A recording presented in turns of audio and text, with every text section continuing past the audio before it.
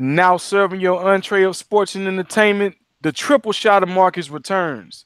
Ladies and gentlemen, this is Fish and Grits for the Culture, June 13th, 2018. How's it going for you, players?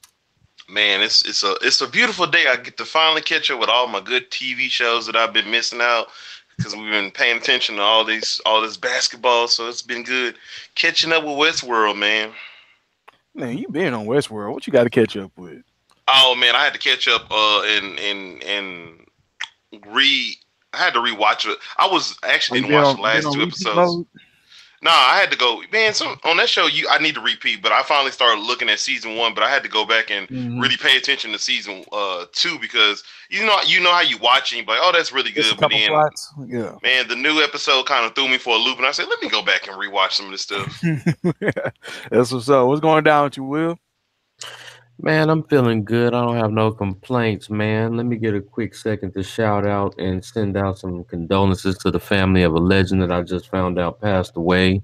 One Ann Donovan, legendary female basketball player, was an Olympic gold medalist both as a player and a coach, and was actually the first female coach to coach a team to the WNBA title with Seattle back in '04. Man. One of the taller women that I've ever seen come down the coaching ranks. A 6'8" center. Played her college ball at Old Dominion, but passed away at the very young age of Hmm. 56. Mm. Condolences to her friends, family, and loved ones. Very underrated. People that follow the women's game know Oh yeah. exactly how Like much of a like I say, a great. lot of people that don't watch WNBA won't know that Lauren Jackson is the reason she's Lauren Jackson because of that coach right there. Yeah, She gave her all the tools. definitely a great player, a great ambassador to the sport, and a great coach. Yes, sir. Yes, sir. Hey, that Seattle team was a beast with Sue Bird, man. What? They, What? Sue Bird was rocking back. I hate the fact that it's so many people that's so But you, down and you so know you know you know who pessimistic my when it girl comes to was? like Um, basketball, man. They get it in. what's the one that played for the Monarchs? The point guard. She was so cold. I can't think her name just slipped my mind, but that was my favorite. I don't think she ever got a championship. It Not slipped my mind. folks. You know who I'm talking about, though. She had like a I little know dimple. you Yeah, I just can't. Her name just slipped my mind right now. She kind of looked like the. It was like Pacini, something like that. And what year was Pinachero. this? Tina Yeah, Pinachero. Peter Pinachero. There you go. There you go. Tina What year was this when y'all was watching WNBA? I watched in the early I've 2000s. watched WNBA since it first started. I watched the Houston Comets through their first four Well, I years. can understand you. I'm talking about DeMarcus, man. I was 10 years old. I was not checking for no WNBA or No, no I, I, NBA. I had I had a little Oh, something for Tina man. Thompson. It's actually been a consistently good product, man. People just don't give it a chance because as soon as you hear women's, people automatically just tune out. Man, the WNBA has been good as a league, period, since its inception, man. It's been Sh- a unique opportunity for a lot of female athletes Yeah. that normally would get to play in front of their hometown fans and friends and family because, back in the day, the only option for women once they got out of college was to go overseas. Hmm. But the WNBA, man, you can go back and Well, check me the and tape, check some of the history and stuff like that, man. They've had fabulous seasons. They've had fabulous postseason, playoff runs, championship series, you name it. well, me and And then DeMarcus. I was about to say, me and DeMarcus was watching last year's playoff run. I think before you came along, we was Oh, talking about you that. know how I am with Maya Moore, bro. That's one of Hey, my she was favorite out there basketball balling. players. I'd tell it that's the best pound for pound basketball player in the world, Maya Moore. Easy. You can't tell me otherwise. oh yeah, I'm sorry. oh You yeah. can't tell me otherwise. But man, that kid see ghosts, Griffey. I was very disappointed. Now Pusha T came on strong with the first song. But after that, I was real like, all right, I can do without all this. Bro, that's how I I felt can do about it. his I last can do album, without dog. all this. That's how I felt about his last What's album, going dang. on with Kid? I mean, it's just like Kid don't have that same fire like when he first came. You think it's like it's Man, can I? I'm gonna put this out here, dog. I'm gonna put this out here. So talk I'm to me. starting to jam. I said this in the page, but I started jamming that nigga Takashi 69, and people been giving me crap. They was like, "Ah, man, why you jamming Who? Takashi?" Uh, Dog. Takashi can you really. repeat that one more time? Repeat that one more I've time. been jamming Takashi, and I'm gonna give him his Oh, props, man. Jesus He really, Christ. you know what? He really has some good music. If you go and jam some of his, I don't know. I go to YouTube and I was jamming one of his songs. I forgot what the name of it. Griff, But I was jamming. I got to commend you. You give artists a try. I tell you that much. You gonna give them the full album try. I got Got to. to, Everybody. got to. I can't. Gotta give some people some type of respect because it's like I'm always feel like this. Like no one can make a I mean, if you make a complete body of trash, then you know what? Then you maybe shouldn't do this. But I'm like, even on some of the people that we consider this not the greatest, they have like a like few, 3 or 4 couple of tracks. So feel I went and listened to Takashi. Let me see. The name of the song was. Hold on, give me 2 seconds. It was called Gumbo or Jumbo or something like that. Gummo, whatever it's called. Gummo, that's what it's called. So I started jamming that song, and I was like, you know what, this is a really decent song. And then you know how YouTube like recommends you certain videos. So I start going through some of his popular ones, and I'm just like, to be truthfully honest, if Takashi was a black dude and he was kind of doing the same type of thing, we would be giving him a lot of love because he really talk about the hood trap type of rap. And he's actually good. He actually on point. He's not really lazy with his lyricism. It's not the most thought-provoking raps, but it's like it's up there with like if I'm jamming Jeezy or something like that. And I gotta get this man. It's because he has the rainbow hair and the tattoos all his face, and he's a Mexican. That it kind of throws us off. But if you actually sit down and listen to his music, like he got some stuff that really can hype you up. I can see why he moshing through the crowd. People want to, kind of pull out them bangers listening to that nigga. But with the reason why I bring that up is because when I listen to his music, I can kind of say, okay, you know what? It's better than I expected. I have low expectations. With Kanye West, I've had high expectations with, like we talked about, Late Registration, Graduation, My Twisted Dark Fantasy. And I just truly feel his music is decent, but it's really subpar compared to what he's given us. Same what I feel with Drake and any other artist like that. If you're not giving me or pound for pound trying to challenge yourself and get better, that's when I start to lose interest. And Kanye, because Drake has already met at that level, Kanye is starting to get to that level where I'm just like, man, I'm really not interested in what you're doing because you're playing around. Like he seems like he's comfortable with making mediocre music because people, it's still gonna sell. In my opinion, like this, like it's still got what they said on iTunes. It was like 100 million streams or something like that's crazy. The numbers gonna be there. The numbers gonna be. Well, I'm with you 100%, man. It's kind of like if me and Wilson watching WrestleMania and we see Goldberg on the card or we see Batista on the card. They never gonna be as big as they once were. You know what I'm saying? Like their greatest years are passing, but we still gonna tune in out of respect and what their legacy is and everything they brought to the table. But yeah, we not gonna get 1997 Goldberg or 2006 Batista if we see them on the card tomorrow. Hey, but they still gonna still give you some good performances. Gonna make you want to keep watching them. And like you said, they merchandise is gonna sell. The merchandise is gonna fly off. They'll try. What'd you say, Wilson?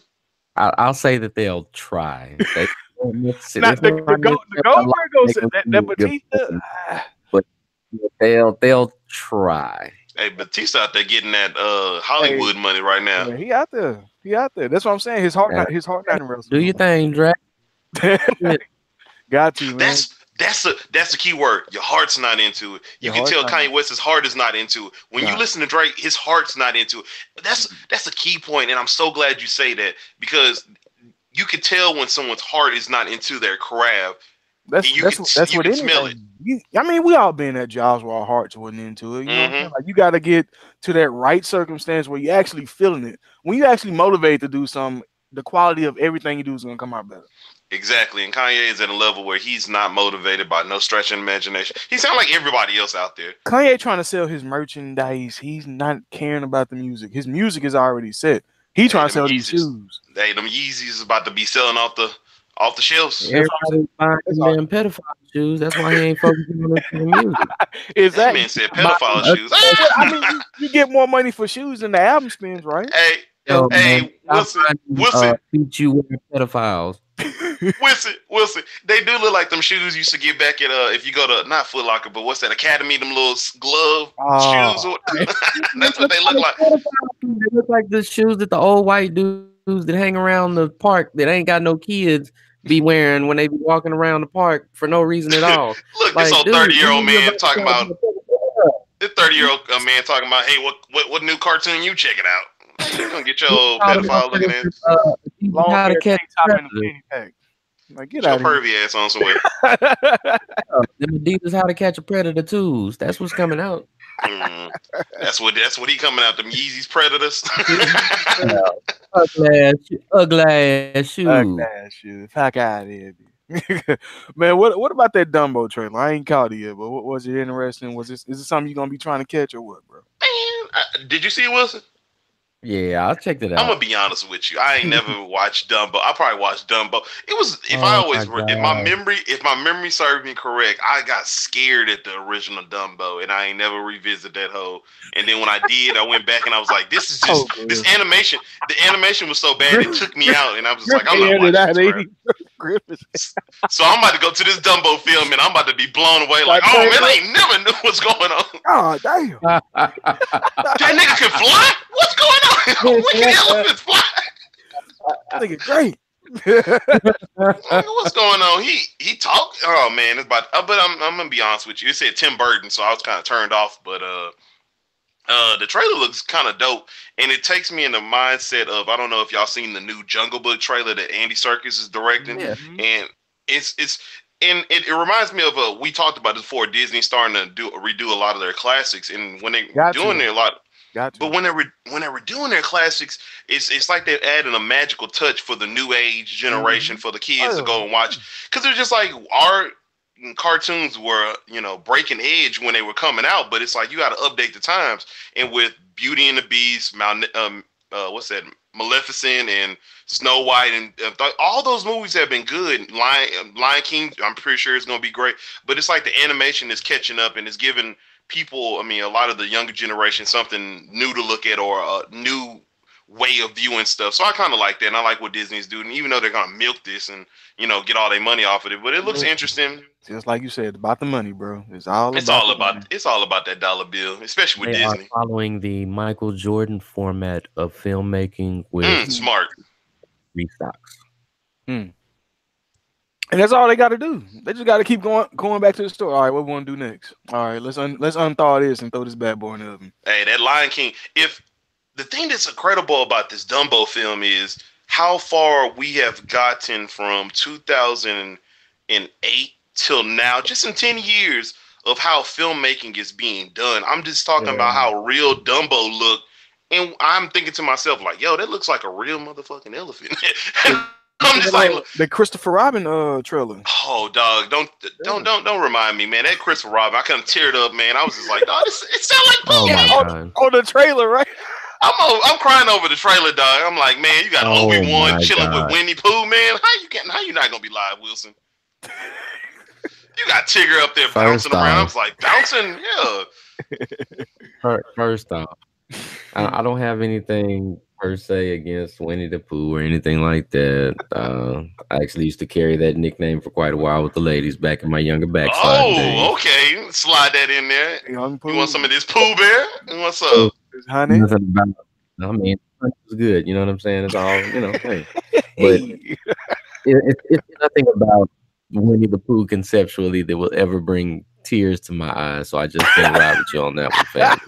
I mean, it could have been hot in the house. I don't know. All good. Maybe it was allergy season for you that day. I don't know, but I'm just saying there's nothing really about Christopher Robin or Pooh or Tigger or Robin. That's one of the greatest guys with Heroin Shrunk.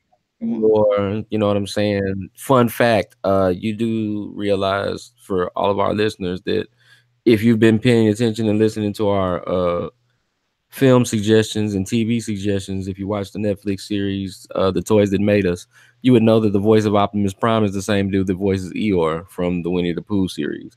Peter McCullough? Just a little side note from right there. But I never knew that. Yeah.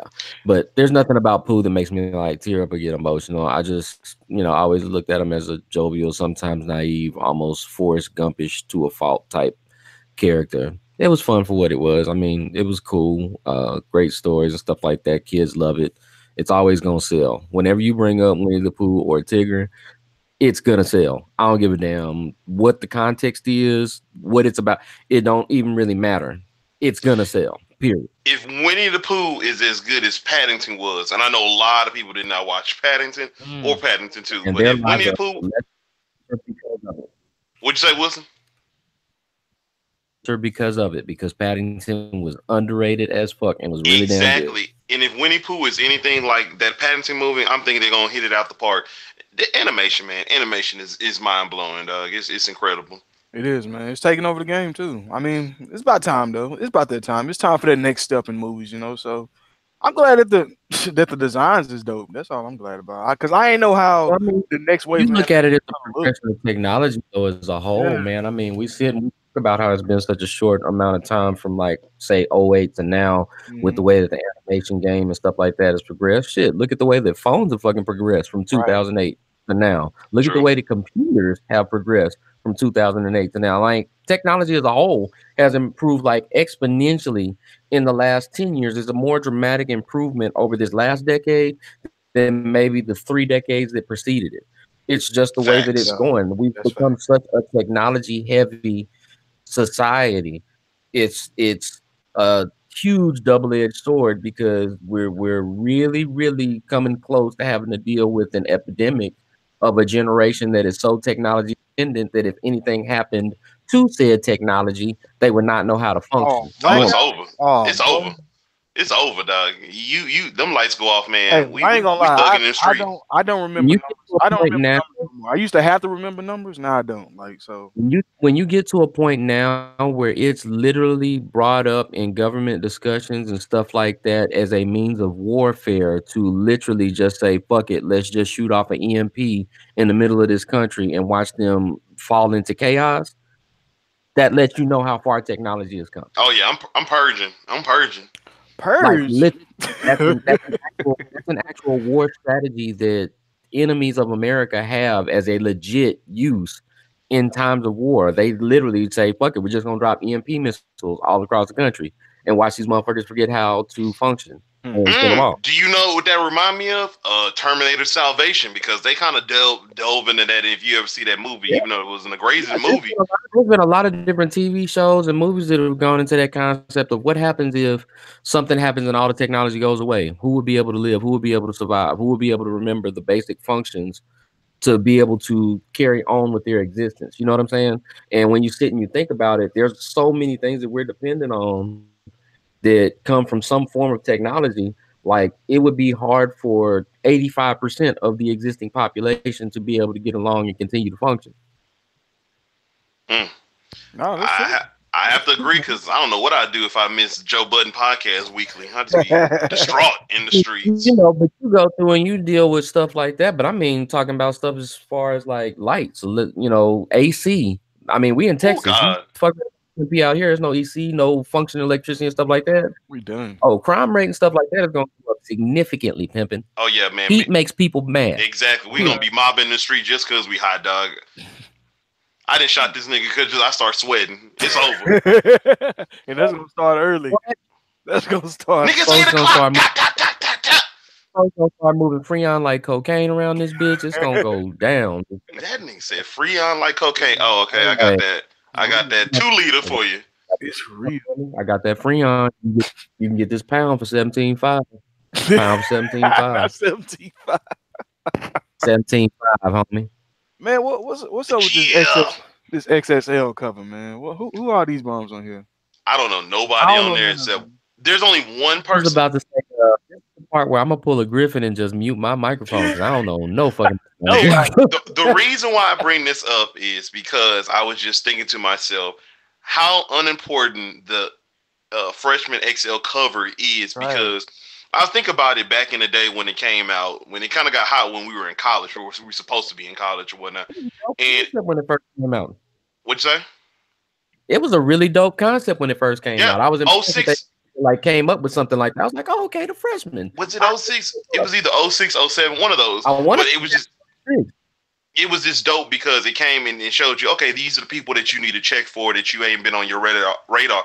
But it's crazy now that we live in an age where it's so many artists out there and there's so many people pushing their music. So it's hard for you to judge which are the good ones and which are the bad. And music is so diverse nowadays because when it first was coming out, you had like Ashton Roth and Wale, and people had a certain ilk to it. And then after a while, it just got a little bit crowded, and then it's like people start getting left out that should have been in there.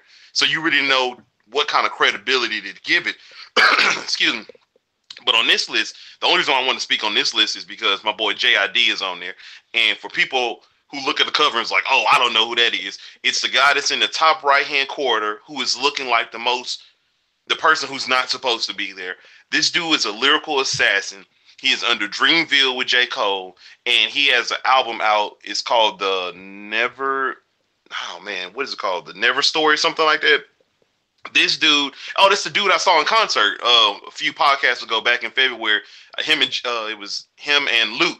And JID is one of those artists that I think a lot of people should listen to. He's one of the new age cats, and a lot of people want to give him on the same umbrella as they're the mumble rappers, and they don't really have nothing to say. JID really has something to say, and he's the type of cat that I think a lot of the older generation would really appreciate, because he comes with a spin to his music where it's very thought-provoking and it's very original, and he sounds like he's hungry, and that's the thing that we talked about earlier, is he has that hunger, that heart, he has that passion, and you can really tell in his music. So I always want to give him a little shout out. No doubt, gotta show the artists a little bit of love, man. But y'all gotta tell me this: where y'all gonna be getting y'all burgers from? Man, I normally go to Red Robin's. If I want to go, I might go to Chili's. I ain't going to IHOP ever. Why not? Don't never disrespect me like. It's the international Don't house never of burgers. disrespect What's wrong with y'all, man? Like, bro, when I first heard it, I said, Fuck "Did the you. Bloods take over IHOP?" I thought it was a joke. I really it did. was too.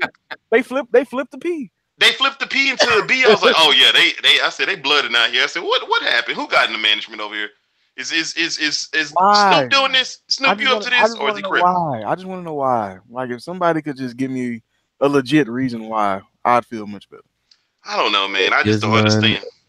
Not going to work out for them very well. You are stepping into a market where, as evidenced by Twitter responses, you really don't want to infringe on other people's territories, because one of my favorite fast food burger places, them good old folks at Wendy's, went in on them immediately.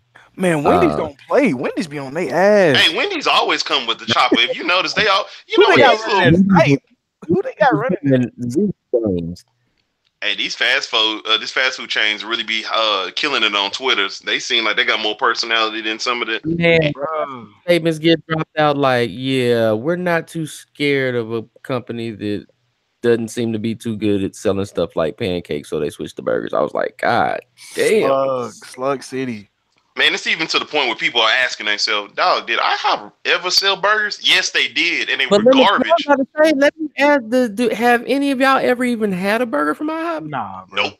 Nah. The only type of dinner I eat at IHOP is the snack sampler, I think it is, and it was the chicken tenders, the French fries, and the mozzarella sticks. That's as far as I got to the dinner menu on. They got smothered steak on, and when I don't want that. It's like me going to a Chinese restaurant and say, "Hey, dog, give me the wings, dog.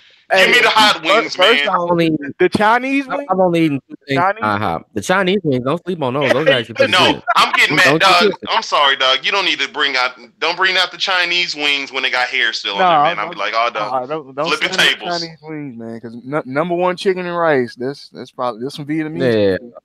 They be going on. Okay, well, let me change it then for y'all, since y'all so technical. It's like me going to the Chinese restaurant and say, "Hey, dog, give me some Alfredo."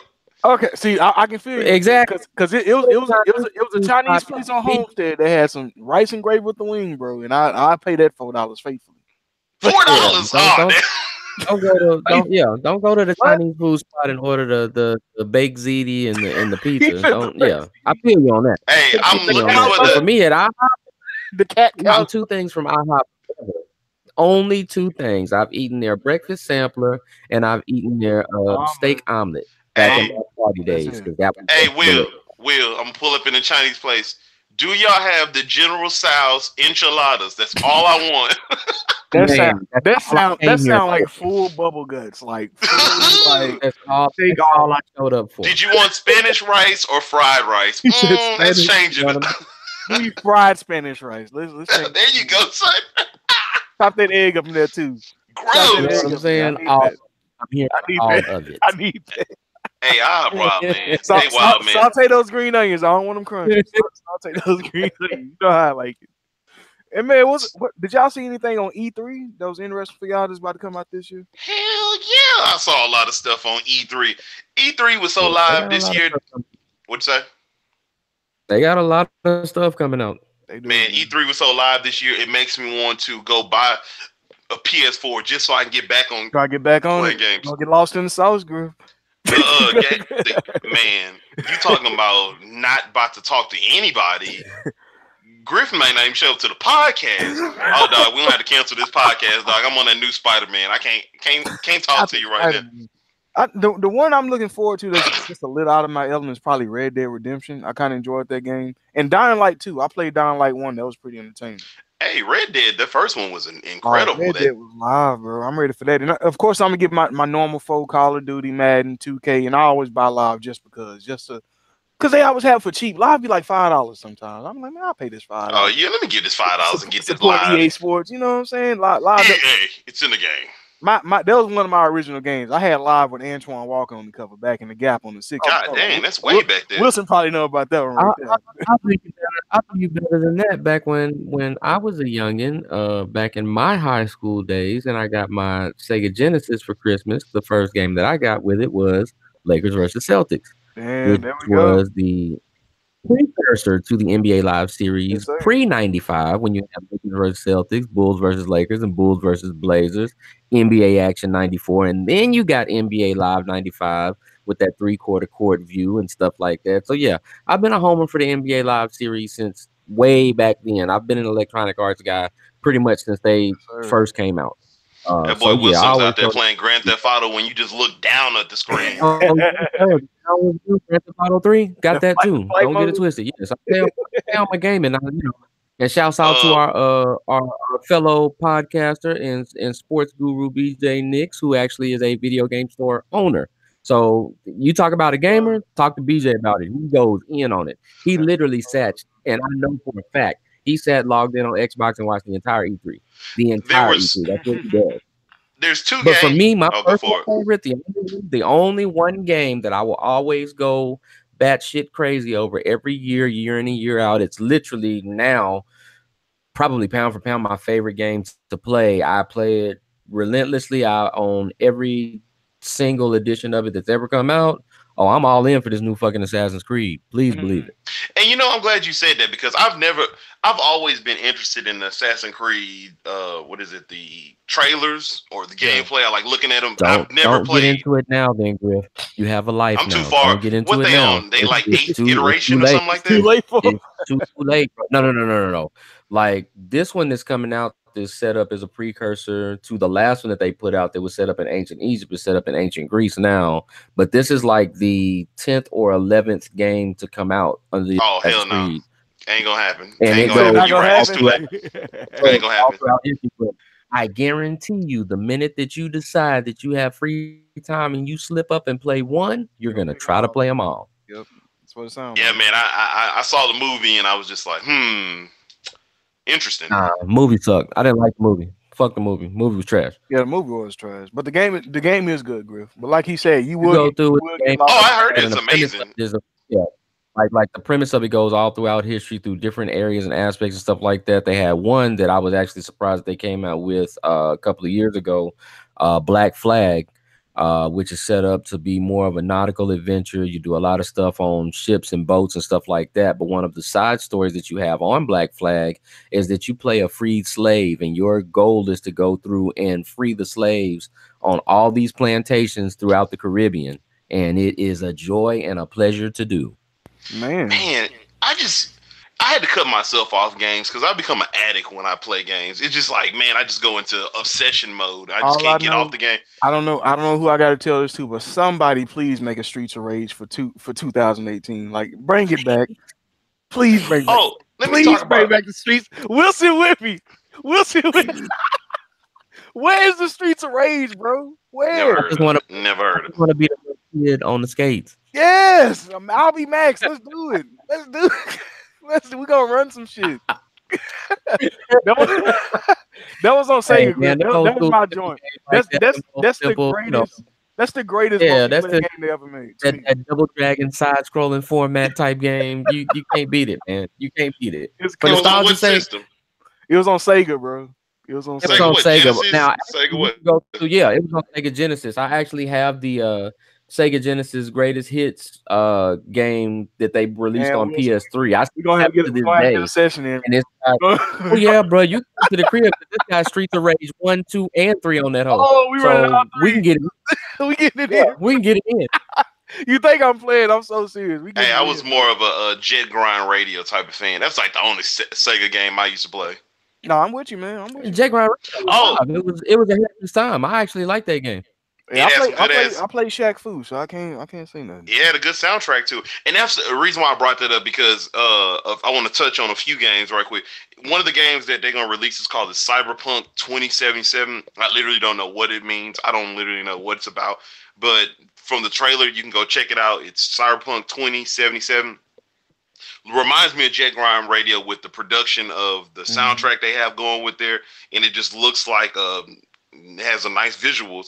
But the games I'm looking forward to for nostalgia purposes that Halo Infinite and also that Gears of War. And the only reason why I say that is because I remember back in my college days where we used to do nothing but play Halo all the time, and then me, Shoot, Eric, House and of Henry. Flames. Yeah, me, Eric, and Henry used to play Gears of War, man. We used to Gears of War, man. stay getting up to like maybe 12, 1 o'clock, just killing it on Gears of War 3. But the games I'm looking forward to are Spider-Man. I've been pumped for this game since 2016 when they came out with trailer. Yes, sir.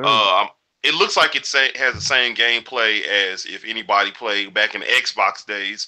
Spider-Man 2 game. It looked like kind of free roam, and you just go along with the story, and the controls look the same. Another game I'm looking forward to is this game called, what is it called? Man, Jump Force. It looks like amalgamation of, it's like the Infinity War type for the Bandai characters. So you have the dude from One Punch, you have some of the Dragon Ball Z characters and some of the Naruto characters. So that's always intriguing just to see that amalgamation come together. Those people from different universes combining into one. And my last game is called The Ghost of Tsushima, and it's based in the samurai setting, or in a samurai setting, and it reminds me of Game of Thrones or Red Dead, but you get to play a samurai. So that was intriguing, and the world looks incredible and beautiful with the visuals. So check those games out. There we go, man. Some good ones. You got some, Will? Nah, I mean it's pretty much, when it comes to the game systems and stuff like that. Now I get into my own little niche. I have my little weird quirks as far as like particular games that I like. Like for me, I like a lot of the games that are pretty much just retread franchises because I like being nostalgic like that. Like I love playing the Dynasty Warrior series, which people look at me now like, okay, bro, it's just a hack and slash. Yeah, but I just like the hack and slash sometimes, so that's my shit. I like release lit anger. Yeah. Like the Elite series. I always thought that was interesting. That's come out.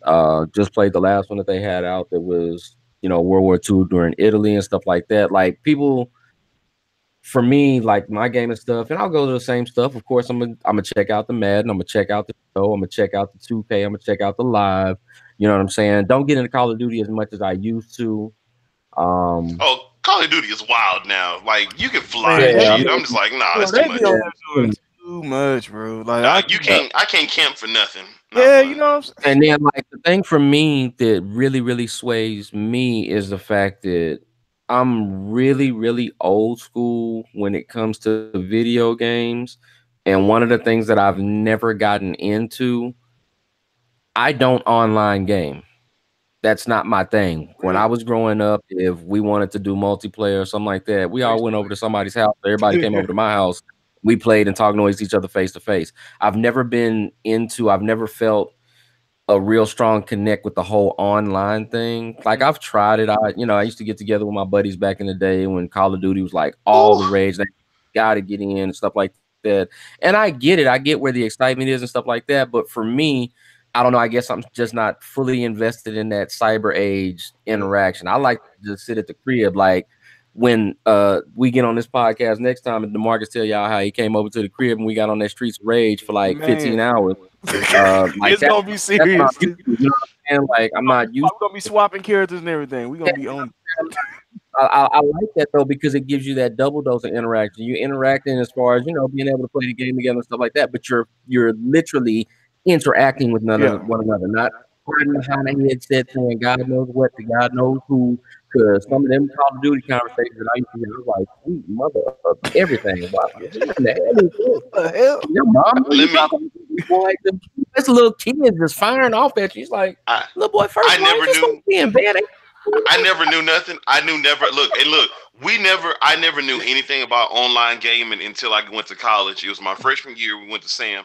I was kind of new to meeting everybody, and we all got close in the dorm. And it got so bad that what we would do is everybody would take their TV that's in their room, or they'll stay in their room, or we come down to like the little, I guess it was like a little area we had where you had couches and stuff like that, and it'd be like 15.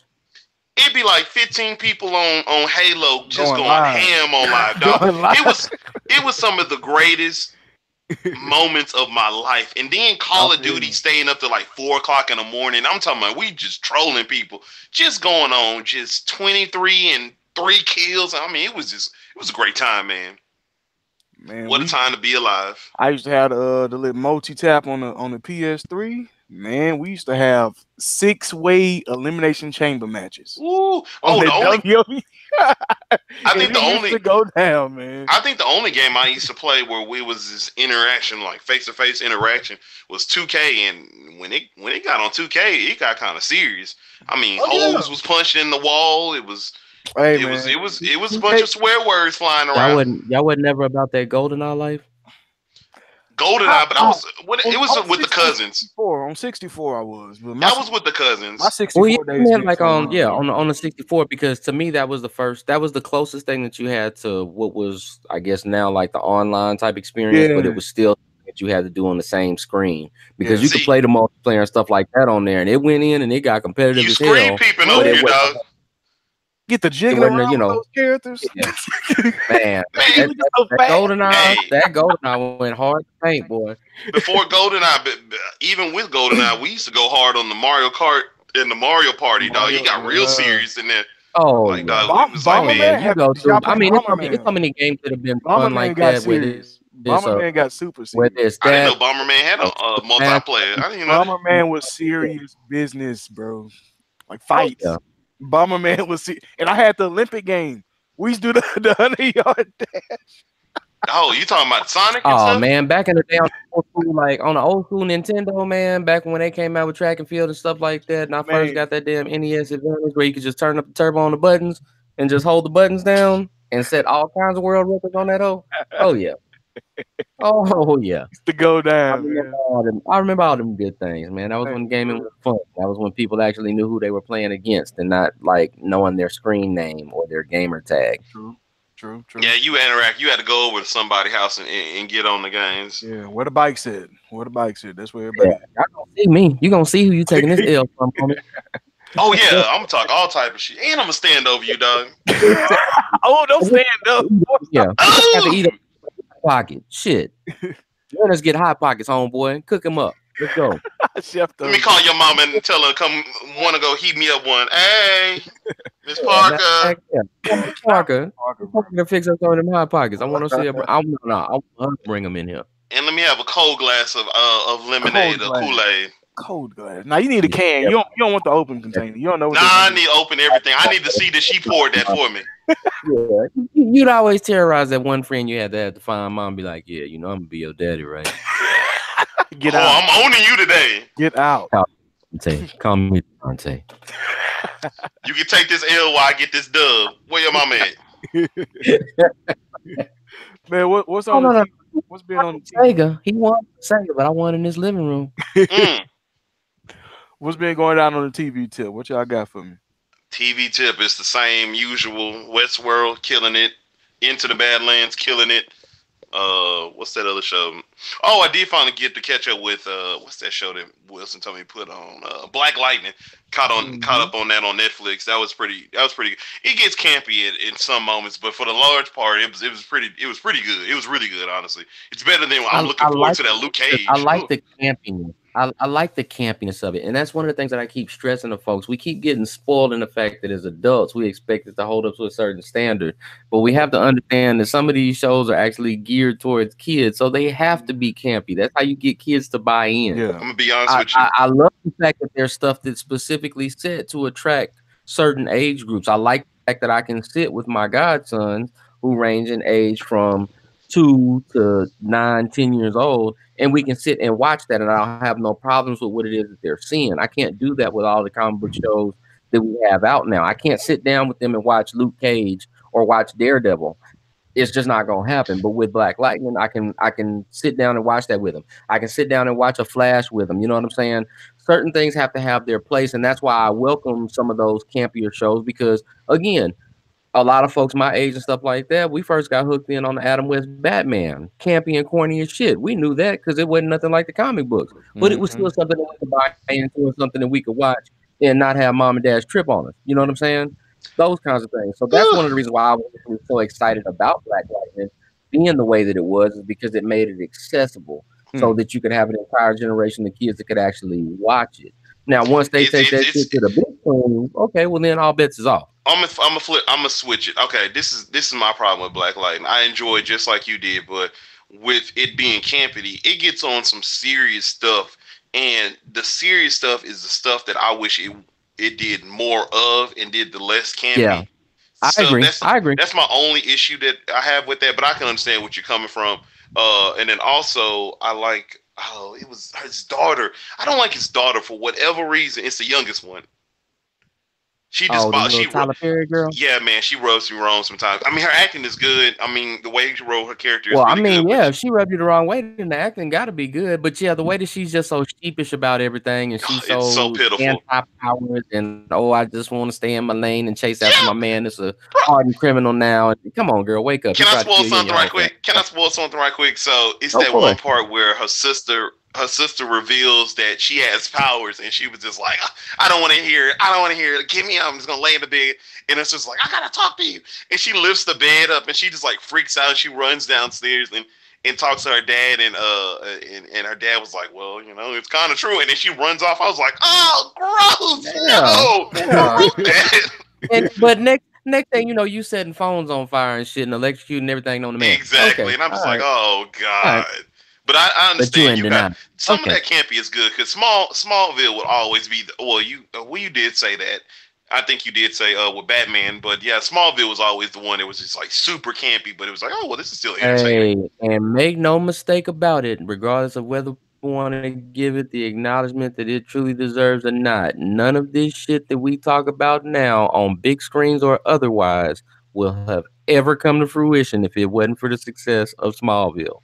Smallville made movie companies and TV companies buy in on selling superheroes. Yep, they finally let them agree. Oh, yeah, we can make money off this. Okay, bet. Yeah, man. When they start bringing in like the Flash and all that stuff, taking off the way that it did. Yeah, man. They really did bring a lot of those heroes into the universe, and it was like, hey, man, you know what? This is lame. Because Smallville is actually one of the better attempts that DC did to actually get their characters and stuff right. They're I'm so glad you said that. And impromptu JLA and stuff like that. Shit actually worked out pretty good. The Green Lantern. Wish they could have backed off of that. The Green Lantern in that show was 10 times, in my opinion. Stephen Amell is good, but the Green Lantern in there was just spot on to me, and I really enjoy him on there. The Green Arrow? Green Arrow. What did I say? Green Lantern? Yeah. The Green Arrow. The dude who played the Green Arrow in Smallville, yeah, I low-key wish that he could have been in Arrow. No disrespect to Stephen Amell because he does do a lights out job, but yeah, you bought into that Oliver Queen like instantly. I bought into the campiness because they sold it felt like it was like, okay, this is like a comic book universe. And then sometimes when I watch these shows, it's like I don't know if they're trying to be too real or they trying to be like take it all this. And I think the other part about it that made Smallville enjoyable for us was the fact that it gave you that perspective from the beginning. It was just like a teen angst type thing. It was like, you know, it had that teen vibe.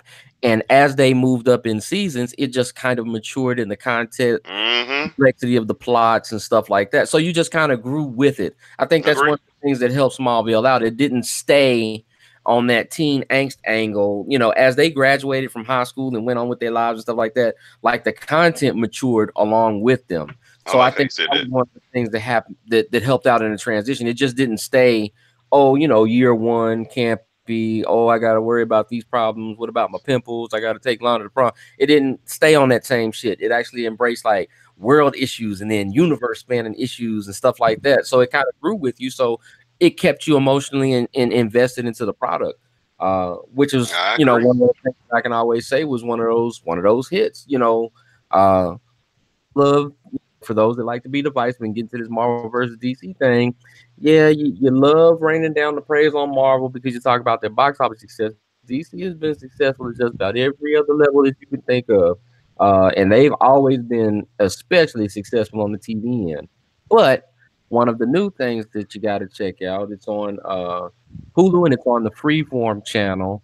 Marvel's Cloak and Dagger finally came out. There are 2 episodes in, and I will safely say that although I was highly skeptical because they kind of did a reworking of their origin and stuff like that, the storyline that they have on there has me all in. Good acting, good writing, uh, really good setup. It's not set up typical Marvel style in New York City. It's actually set up in New Orleans. Um, I'm not going to give away too much because again, it's a fresh series. It's only 2 episodes. Still got time to catch up. Uh, but I think Marvel has another quiet TV hit on their hands. I was impressed with The Gifted, that I know a lot of people didn't watch. I was impressed with Runaway, which is a Hulu exclusive. That's literally based on the comic book of the same name. So they've been making inroads outside of the stuff that they've done on Netflix, but I think they have another success on their hands with this one. It's really good so far. I really enjoy it. I'll check that one out. That's what's up, man. That's what's up. And then moving on to the NFL, we had a little bit of news that came out that Andrew Luck has started throwing, even though it's just a high school size football. But I wanted to know you guys' opinion. What form do you think Andrew Luck could return to? Not MVP on not MVP Andrew Luck Mhm. when he was in the running for AGP. I mean MVP. I just kind of it's amazing that Andrew Luck was the talk of the town. What was that? 2 years ago when he had that. What was it? You 2 or 3 years you ago when he had saying that. what? Cowherd and them releasing polls out right now. They top 10 quarterbacks, and Andrew Luck is still on them lists. Mm. How? Oh, I have no I idea. don't know how he is still being talked about when all this other talent is going on around the league. I do not understand You're that. not lying. You're not lying. It's been a lot of good quarterbacks that's came into the league since his hype, since his best If year. that was the brother, he would have been out the top 10. Mm. Oh, he would have been shoot. He would have been way down. We do would have been in the top 20. My bad. My fault. I didn't. Hey, you keeping it real. You are keeping it real. We ain't seen Andrew Luck throw in forever. My mic. Sorry. Now you've been 100% real. I mean, his dad making major moves with that XFL deal he just struck. Jesus Christ, that 20 million deal. Mm. Who daddy? Oliver Luck, Andrew Luck dad. He gonna Oh, Luck left to become the XFL commissioner. must be nice, I dog. believe in E terms, we would call that a swerve. be. And they say How much- the 20 million is the base salary. He can make upwards of $30 million, and they moved him to Connecticut. Chasing that Mm, Dale check, homie. Chasing the Dale. Andrew don't have to play. he don't. he can sit Hey, at home Daddy. and try to go play for the XFL like on one of those Daddy. teams or some shit. I need a Yeah, job. Andrew ain't never been broke his entire life. Never He came even into do this that. world with money, so I mean, he good. Gotta be. That's gotta be a good feeling. I mean, so How he has to be motivated to play football at this point. good could he come back? It depends on one of those things, and unfortunately for him, now that question has to be answered with answers that don't necessarily involve just him. Now we Offensive have line. to figure. Hey, they got Quentin Is Nelson. They got Ryan Kelly. You're gonna have good pieces around him.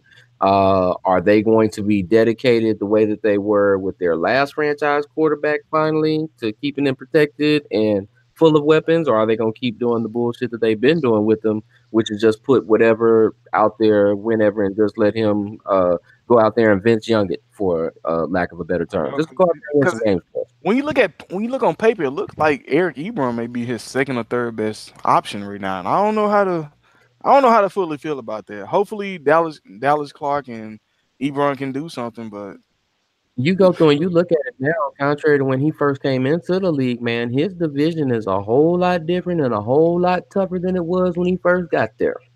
that's what I'm saying, man. It's a lot more competition. He haven't even had It's, to it's, deal with this new Jags defense yet. we hopefully gonna show up and get 6 wins in division. No, homie, you might get 2 wins in that division next year.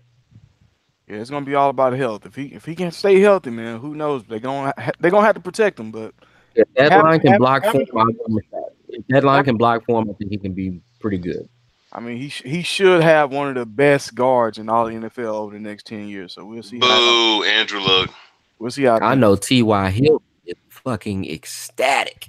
What?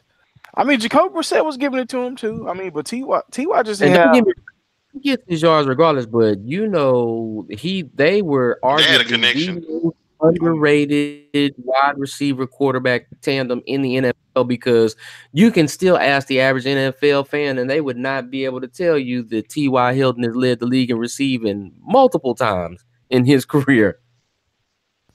All on I want to say he's led the NFL in receiving yards at Twice. least twice, Yeah, not 3 twice. times in his career. That's insane to me when you think about and you Ty. Are you sure? When you talk about playing with Antonio Brown, Julio Jones, D Hop, Julio. No, motherfucker. Ty. He was the king of the 50-yard touchdown, man.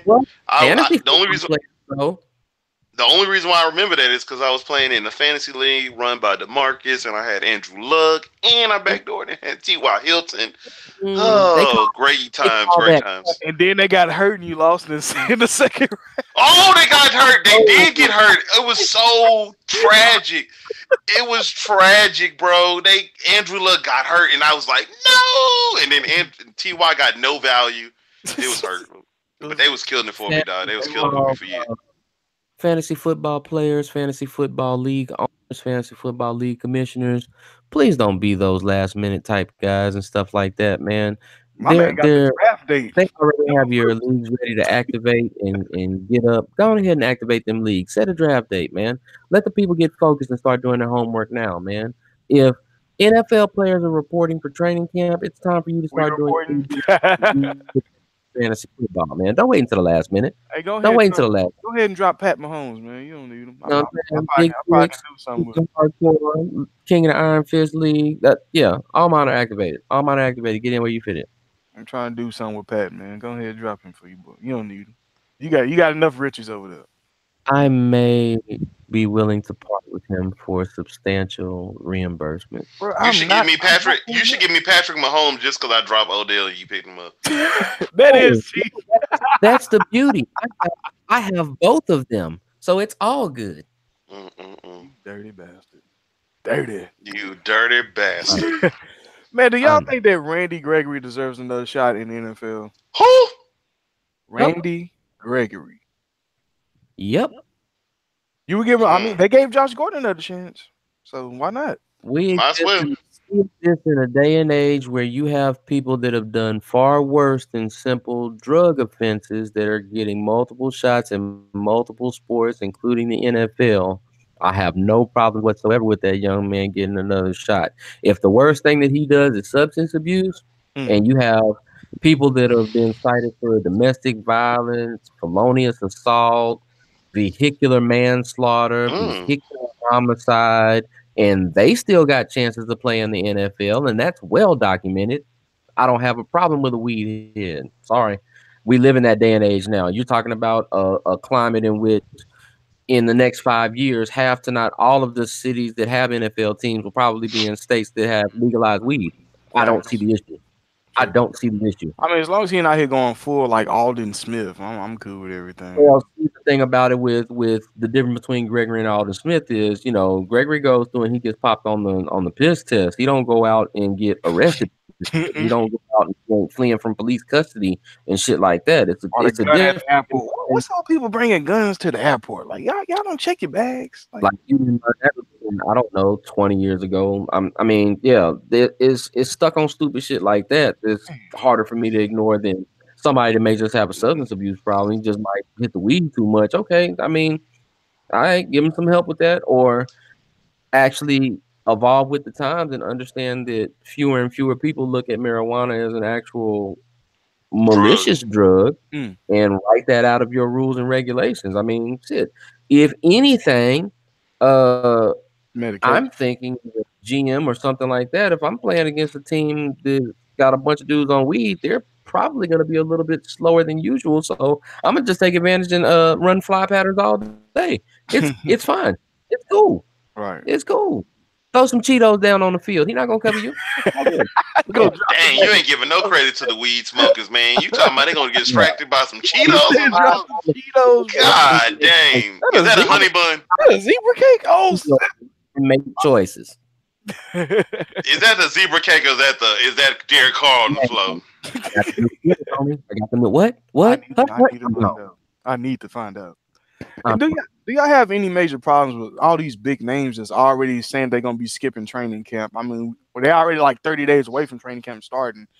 Do you think it's a good idea for them to already go out there with this idea? I'm not going, and there's nothing y'all can do about it. Well, David Johnson got all the right to do that because he can look back at the screen and be like, "Hey, y'all went nowhere last year without me." Every running back has a chance to do it because they don't get paid anything. You wouldn't want him to come back no time soon. No, I want him to be 100%. I don't want him to take any kind of wear and tear at all. And the thing, I feel like if you can afford to skip training camp, I'm cool with it because you do get a little bit fresher. Yeah, you're not going through all the practices. I don't know about all this. You're not going to be in football shape. You can whip yourself into football shape in the regular season. We've seen that with multiple players before. You have to have the consideration for other teams that have their rules in place. Like I know with the Packers, they have a rule in place that, you know, if you 6 years deep in the league, you don't have to come to mandatory training camp. Mm-hmm. You don't have to come to the training camp. Like they just did a big article about the fact that like Devontae Adams just missed it because he's in year 5. So he's literally like one of the oldest people at this mandatory camp. You know what I'm saying?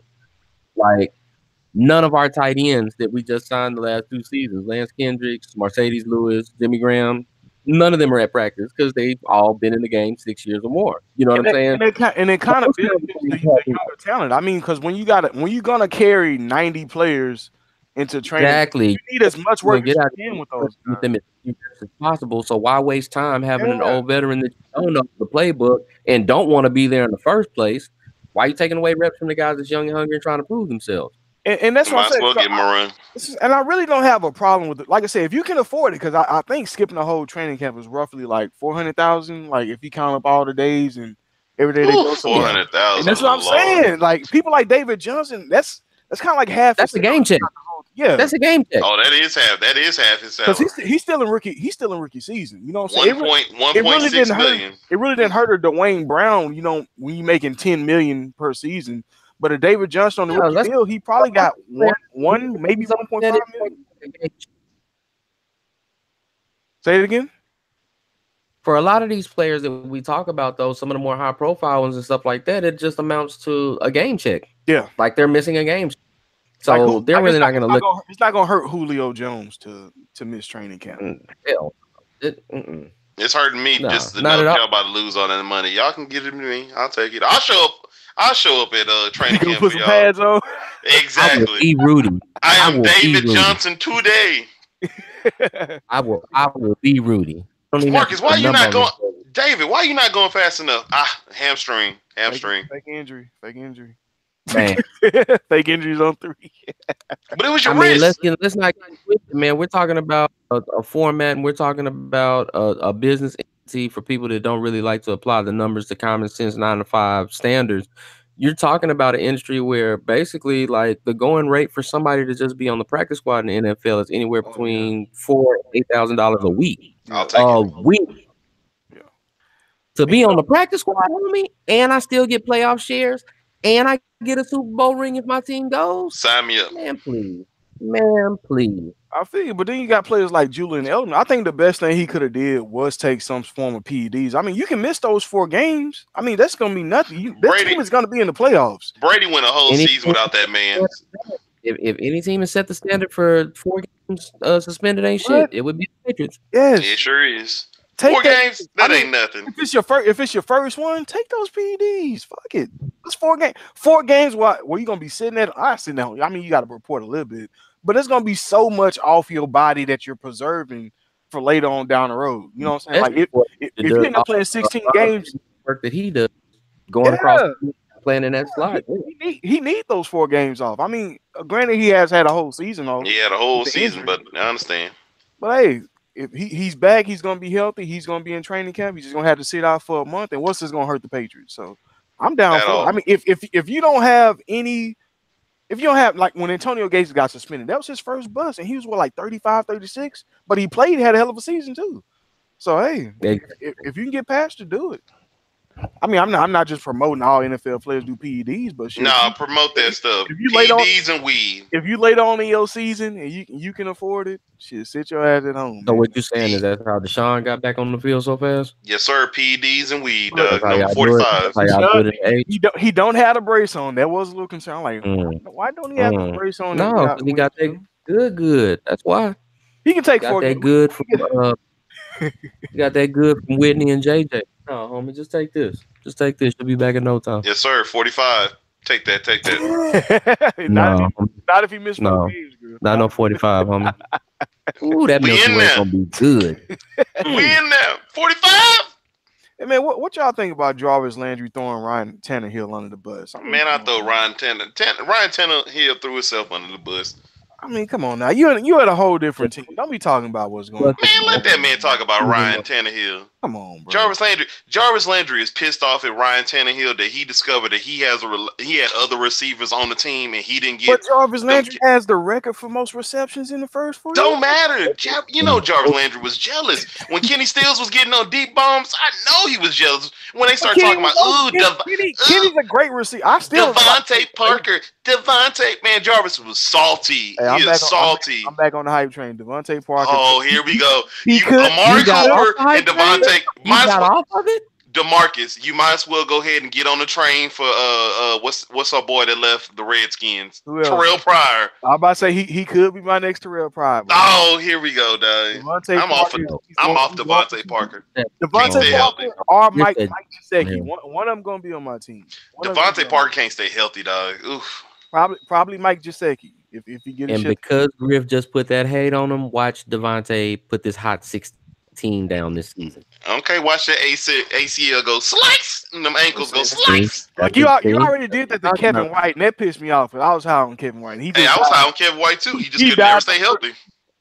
He died out the gate, bro. Dog, I'm talking about these players, man. These injury prone players. Because I was getting how what Devontae Adams is. I mean, Devontae Parker is. Whoa.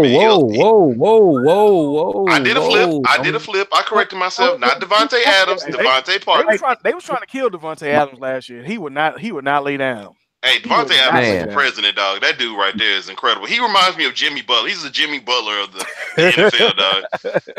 That dude right there, just so underrated. But if you go and you look, I'm like, dang. Real life version of Rod Tidwell in this thing, homie.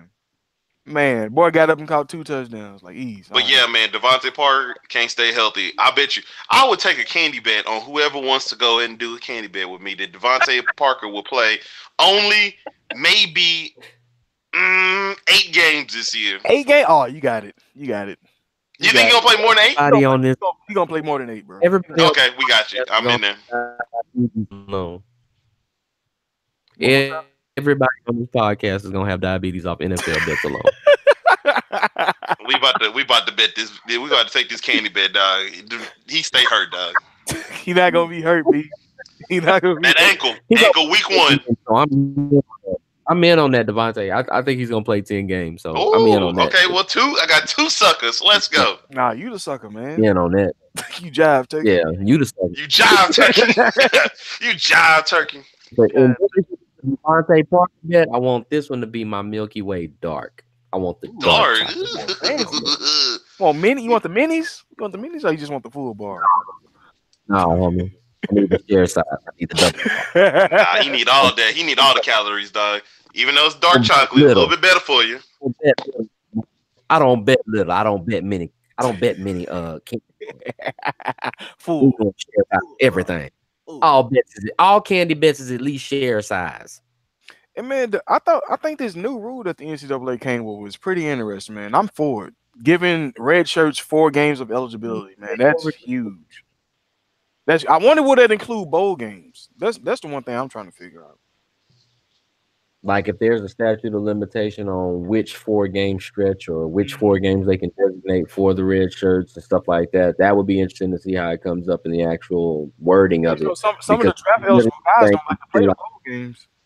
Yeah, like if it's like literally a thing where you can pick the 4 games that you want these kids to be in, yeah, that's gonna get super interesting. Mm-hmm. But if it's one of those things like, okay, well, if you activated him for this game, then he's got to play the next 4 consecutive games, barring injury, then that makes it a little bit different. But that will mean that you'll see a lot of late season freshman appearances. Yes, and I'm for. I mean, but you have to at that stage. I mean, if your senior not doing nothing or your junior not doing nothing, you got 3 games left. Throw the freshmen in and see what they got. I'm for it. I'm for it. Man. I have no problem at all. Without giving them opportunity and also game film to study. You know, like as a red shirt, you don't have a lot to go off of. Like you still kind of new. You're watching others execute. But if you're able to get out there, even if it's just for a half, man, that could be super valuable in what you're able to do going into your long term, your freshman red shirt year or even your sophomore red shirt year. I think it'll just be huge, man. Just in general. And then they also got to where schools can't stop kids from transferring. So that's huge. Long. That blocking, you can only go to this school, that school, or you can't go to this. Yeah, that's some whole shit that I thought they should have got rid of a long time ago. And then I think they also adding 3 more bowls. NCAA, they had a pretty busy week this week. Yeah, man, that's ridiculous. So now, like 215 teams can be eligible for bowl games now. Man. Like you can basically go like 4-7 in college football now and make a bowl game. You at least gotta be 5-6 to get crank that 5 and 6 up. You're getting the bowl game. I mean, but it's so much money and marketing that's involved in the bowl game. I mean, why not? Why not, man? I mean, they had the Family Dollar Bowl game down the street at the park. You know what I'm saying? It's going down. I mean, as far as folks getting their weight up, getting their money up, and stuff like that, yeah, it works for that greatest hustle in America known as the NCAA. But I mean, for us as fans, we suffer. The level of competition suffers. The amount of prestige is associated with bowl suffer because now it's like, okay, you can't sit and be like, yeah, man, I went to a bowl every year I was in school. Well, fuck, you went to the Planters Peanut. The Planters Peanut, the U-Haul Bowl. Boy, you don't get back. Nobody's watching that, bro. Nobody's watching that U-Haul Bowl game. Nah. But man, what IHOB bowl? But man, do y'all have any expectations as far as the NBA offseason is upcoming?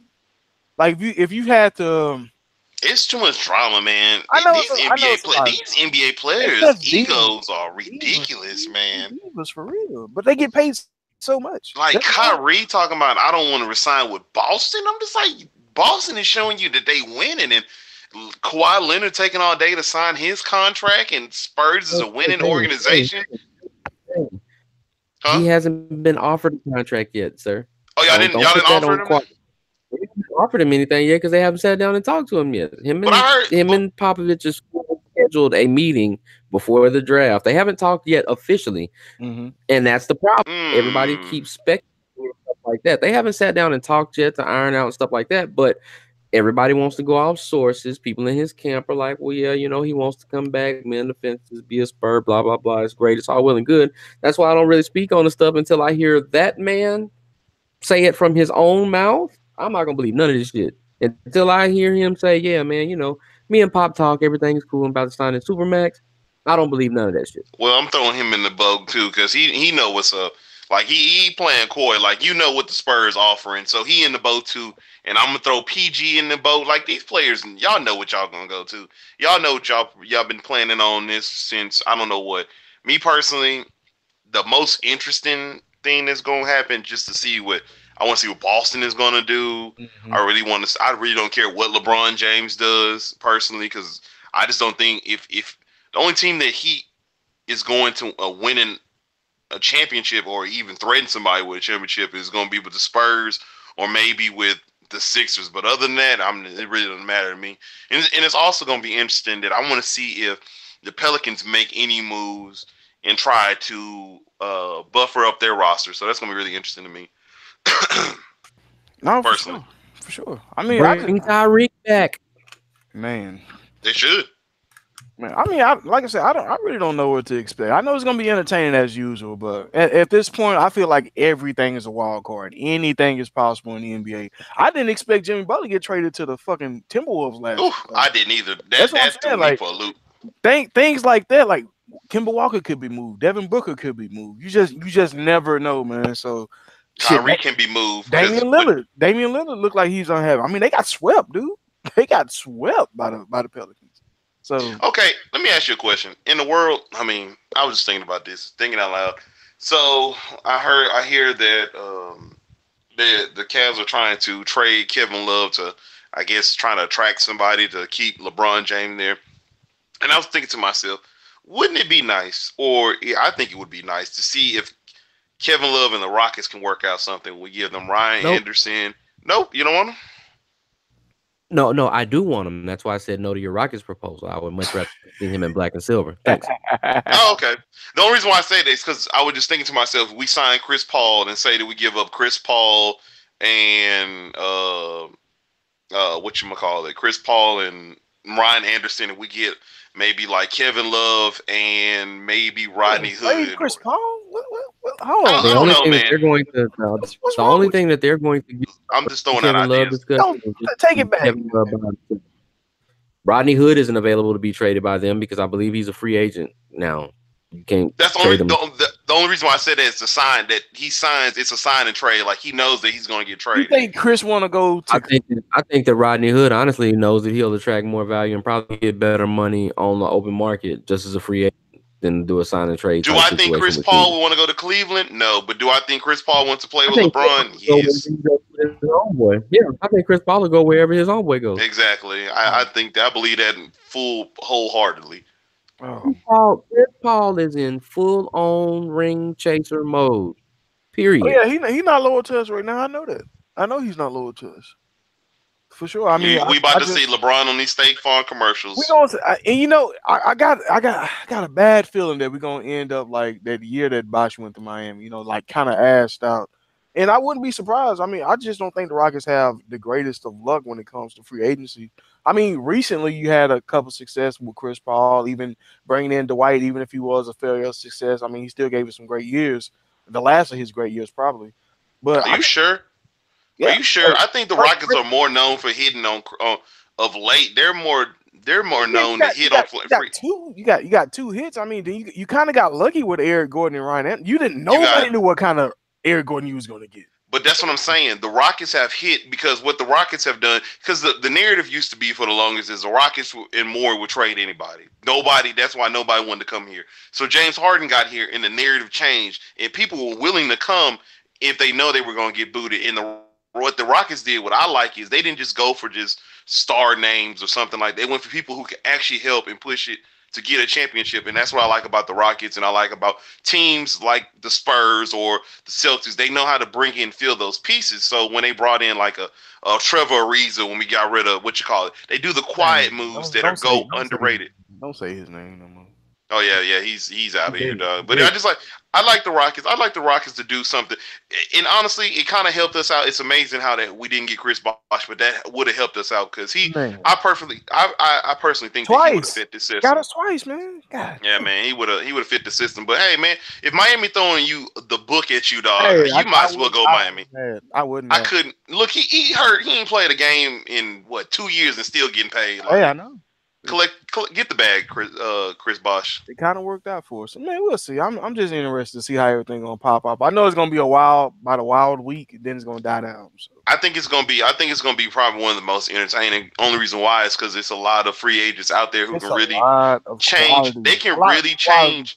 That's it right there. Quality players out there who can really change the dynamic of a team from a Paul George to LeBron James to Boogie Cousins. Boogie Cousins out there. Chris Paul's out there. You got a Tyreek Evans who can impact the game. It's a lot of talent out there, man.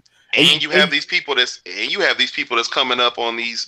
That's about to be a free agent in 2009 19, so it's gonna be interesting to see what these teams are gonna do So with those I wouldn't be players. surprised if a lot of players this year went the 1 year route, just to you know what I'm saying, re-back up. Because I think the Warriors kind of messed up the salary cap a little bit. Ooh, Next year is those. going to be fun. Next year's gonna be bananas. So I think a lot of You people said- just take that 1 year and just try You to said the chill out. Warriors messed up the salary cap. Yeah, by sweeping in the finals, man. They get money for those finals games, dude. Like that messed up a lot of things. I mean, because the Warriors and the Rockets, they only lost 2 games combined going into the West Finals. The East probably made a little bit of money, but those weren't sellouts on the East. So they lost a lot of money because a lot of teams wasn't getting that extra win or two that you needed to make enough money to increase the salary cap like you're supposed to. Like the finals not going to 6 games could cost them maybe $3 to $4 million a piece as far as salary cap. Well, you can just blame that on. You can just blame. That's a mid-level inception. that's what you sign. That's what you sign a Luke Bamute with. That's what you sign a Gerald Green and Joe Johnson to end the season with.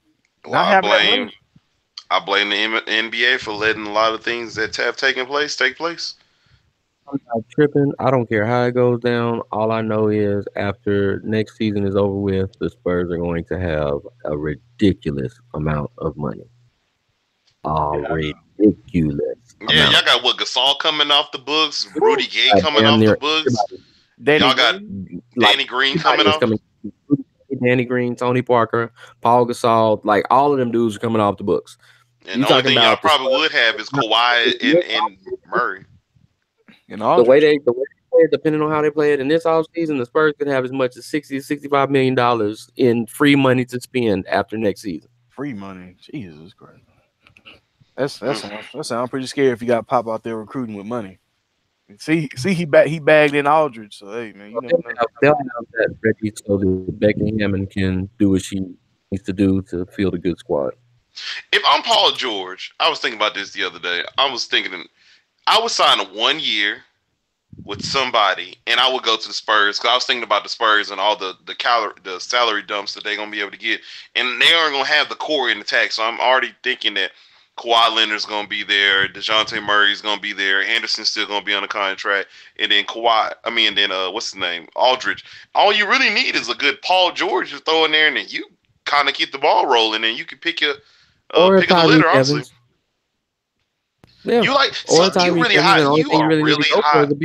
I like. You are really high on Tyreke Evans, and the thing about Tyreke Evans is this. Have been deprived about Tyreke Evans, and he's kind of gotten swept under the rug and written off because for the last 2.5 to 3 seasons, he really hasn't been healthy. Tyreke Evans is healthy now. That's my only problem with him. But my thing is, if you go through and you get Tyreke Evans under the right conditions when you're not trying to force him to be a superstar like he was at the previous 2 destinations, and you let him fill a role and stay in his lane so he doesn't get as much wear and tear put on his body trying to be number 1 superhero first option all the time. Tyreke Evans is a very serviceable 3-and-D type dude with a lot more athleticism than most 3-and-D dudes have in the league right now. And supreme. What's so attractive is he's young. He's not going to be too expensive, but he's a dedicated 2-way player. He plays the 3. I thought he played the 3. He plays the 2 and the 3. Okay. I always wanted to know that. I also play the 1 though. That's the thing. Yeah, I always thought he played the 2 or 1. My bad. He's super versatile at 6'5". If you go through and you put him on a team like the Rockets or you put him on a team like the Spurs, you're going to play him at the 2. If the Rockets signed Tyreke Evans, I would move James Harden back to point. And I also was thinking about, I was really thinking about the Rockets and trying to get Gasol off their hands since the Grizzlies are so keen on. Ben had Gasol. Both the brothers, man. That's when we made that trade for Paul. We was gonna go hard at the mark, and I wanted it, man. I wanted those brothers on the team. If it's gonna be interesting because I'm really interested to see what the Grizzlies gonna do. I think that's the team that I'm the most interested to see what they're gonna do because they were. Honestly, we forget the Grizzlies was in the mix, and all they did was lose Mike Conley, and that's where it all collapsed at. Trade him to the Knicks or something. Mike Conley need a fresh start. He ain't trading to the Knicks because what's the name talking about going to the Knicks? Kyrie, he already out there dangling that hook. Even Zach Randolph left. Come on, Conley don't need to be there. Yeah, Conley got to go, man. Conley love it in Memphis, man. He does, and he's loved in Memphis. Memphis don't deserve him. I'm sorry, they don't deserve him. But you think about this, and I think that people they create this narrative. I think the media creates this narrative. the Grizzlies were a number 4 seed. What was that, last year? Before Mike Conley went, no, before Parsons went down, then Mike Conley went down. And it was kind of like, okay, we might as well mail it in. But I'm just like, a healthy Mike Conley, a healthy Tyreek Evans, a healthy Gasol, they might make some moves and grab a Batum or somebody like that. You never know. I like Fitzdale. I'm with you, bro. I'm with you 100%, fam. But yo, anything else y'all got for the folks before we start to wrap things up? I don't know, man. It's time to get ready for this football season. So I'm really looking forward to that. Y'all are so disrespectful right now. You guys are so disrespectful right Oh, now. wow, what happened? What happened? I'm disgusted with the both of you. Because of the World Tomorrow, Cup? the largest sporting event in the world is going to kick off, and I am all in for it. I'm looking forward to some wonderful, awesome matches. You have perennial contenders like Spain, Germany. You got people that are trying to see, can Messi finally break through in the international competition. He's had so much success at Barcelona, but he hasn't had much success for the national team in Argentina. Will they come through? Will France come through and surprise again like they did as a dark horse a few World Cups back? A lot of good storylines, a lot of good players, but it's going to be a lot of great coverage and a lot of matches for people that love soccer. And for those of you who don't really follow soccer, don't really care for it, but you're willing to give it a try, the World Cup is where you learn and get the best tutorials on being able to keep up with said sport of soccer. It's the most popular sport in the world. It's the biggest sporting event in the world, and it's not by accident. And on a side note, in 2026, 60 of those World Cup games will be right here in America because North America, Mexico, Canada, and the USA won their bid to host the World Cup in 2026. Whoop whoop. Well, I'm gonna let y'all know right now. I don't So watch no soccer. I get to cut that off. I'm I'm keep super duper excited about that I'm gonna keep because it real, if Buck. the US had qualified, I would have been in Russia for this World Cup. The only soccer I pay attention to is the little kid soccer in FIFA on the Xbox. If you are FIFA, then it's easy for you to pick up on World Cup. I just don't like watching it. I really don't. I just feel like it's exhausting. I feel You just exhausted never when I been around watch the right soccer. people. Huh? You ain't never been around the right people. Find a World Cup Oh, watch party I to go do. to. No. I know the right people because I'm very much fans with a lot of Hispanics that love to watch soccer. And one of the dudes that I know, I'm friends with, plays on the Dynamo. I just am not interested in soccer and never have been. It was just like that baseball, and you can throw maybe golf in there. Those sports I cannot get behind by no stretch of the matter. Tried to for years. Tried to make myself say, "Hey, you gonna sit down and watch this?" And I just like, whew, tough. Let me go grab a beer instead. We gonna get drunk instead. I'm Yeah, man. disgusted with you right now. For the next 15 seconds, I don't even know who you are, Griffin. Slander. I gotta don't keep it even real, know man. you. I'm the window shopping sports fan on some of these sports. I'm peeking through the blinds, like Damn. interesting. You hurt my head with that one, bro. You hurt my Got head. to, man. Damn. I go in the store when I see football and basketball. Mad at me. I think Yeah, man. Hey, 50 has some hits, dog. 50 has some hits. You damn right 50 had hits. This fool.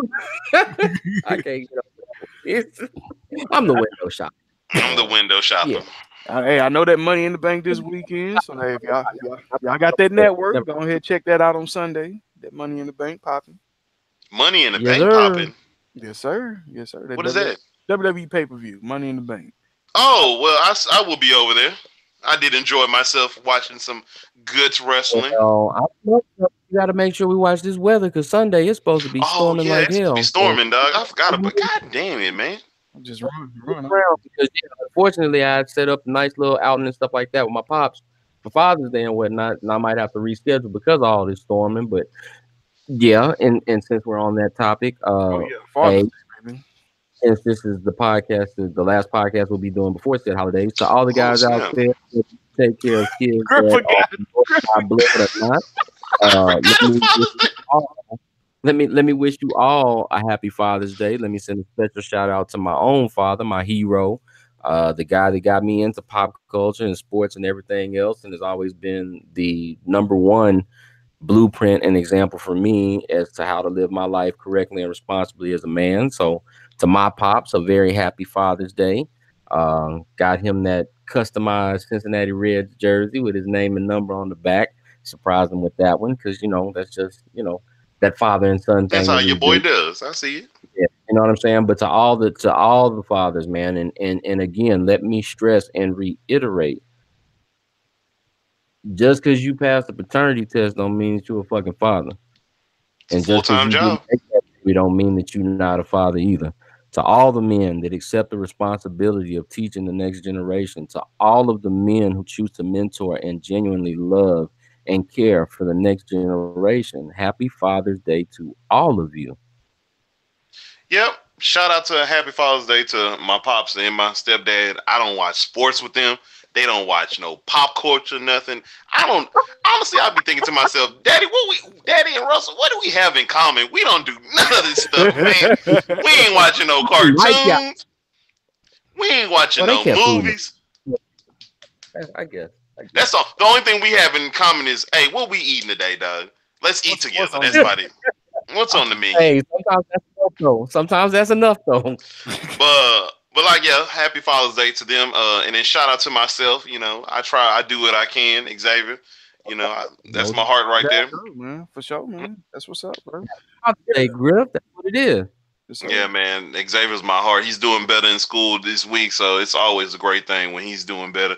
And it's always good to grow and you discovering things about yourself and you try to do things that you were taught or you had an upbringing of what your dad used to do and try to incorporate Mhm. things and trying to change it up of what you wish you would have had with your dad and stuff. Not so I try to do everything with Xavier from watching with cartoons to anything that he's trying to do, try to be incorporated with it. So we gonna do this thing and let it keep on riding.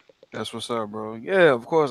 Happy Father's Day to my pops. I'm actually gonna be posted up with him tomorrow. He got a little event he doing at the senior facility, so I'm gonna go up there and surprise him. He don't know I'm gonna work the event with him. I'm gonna surprise him at 2 o'clock and help him decorate, cook all the food for the seniors. They doing their event, and I'm gonna post up with him on Sunday. Don't know what all we're gonna do yet, but we'll figure something out. Especially if the weather nasty, I may just go to Conroe and post up out there. Surprise, old Mm, people! I'm here mm. to cook. We'll do something. You know what I'm saying? We'll do About to put this food in y'all life. Y'all about to get this work. Y'all about to get Somebody an about to extra have a heart 10 attack years. right Hey, now. nah, you about to add an extra 10 years to their life. Got to, man. No, that food's so good. Somebody might stroke out.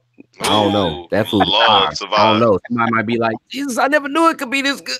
The Help me, Broden family kills 10 to man. 20 people in Man, local. Oh, I not know we used to say that the Marcus food was killer, but goddamn, Dang, he killing. He out there tasting people's lives. join these niggas, man. And as always, y'all what's can get so melanated and illuminated /fish and grits. Hop on there. We got all our podcasts. Oh man, iTunes Raw always looking out for us. no iTunes doubt? SoundCloud if y'all need the podcast. Facebook Fish and Grits for the culture. Y'all already Hey, know what it is. one What's other thing.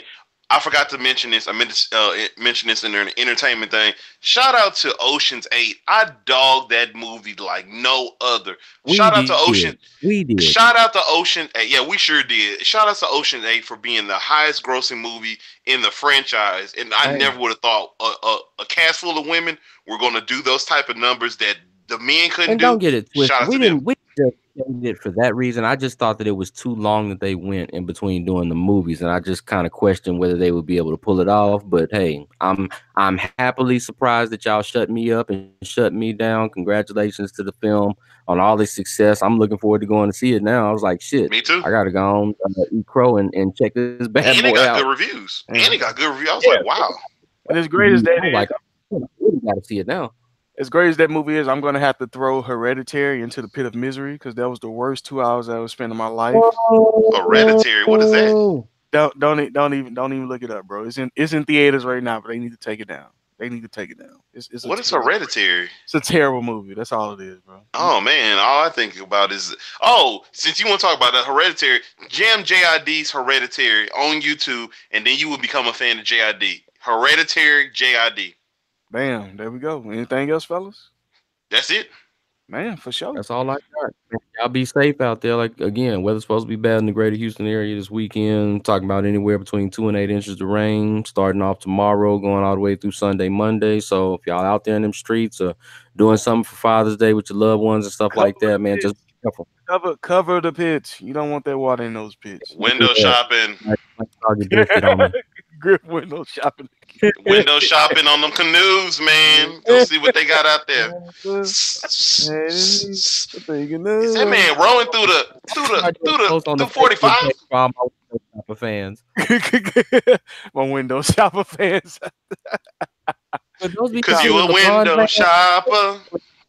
One team, they just go wherever LeBron goes. So are they like window shopper fans too? Yes. Yeah. Oh, they're gonna be window shopper fans. Yes. All those LA fans. Like, oh, look at that bandwagon back there. Y'all see that? I like that. Hey, let me just get on here. I need this. But man, as for now, this has been Fish and Grits, and you guys have just been served. Y'all enjoy. Peace. Damn.